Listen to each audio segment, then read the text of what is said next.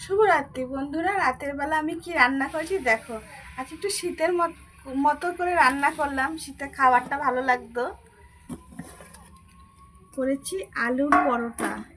দেখো, একদম আলু ভর্তি এর মধ্যে রয়েছে, দেখেছো? আলু এর মধ্যে আলু ভর্তি করে করে দিয়েছি আমি, ছাড়ছে না। দেখো, এমন আলু দিয়েছি।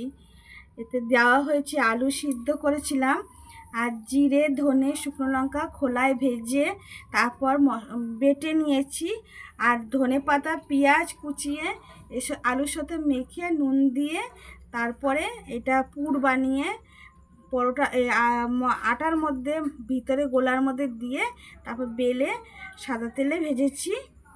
আর এর সাথে রেখেছি শসা, আর রেখেছি ডিম ভুজিয়া, আর করেছি ঘুগনি, আর আছে কলার সাথে।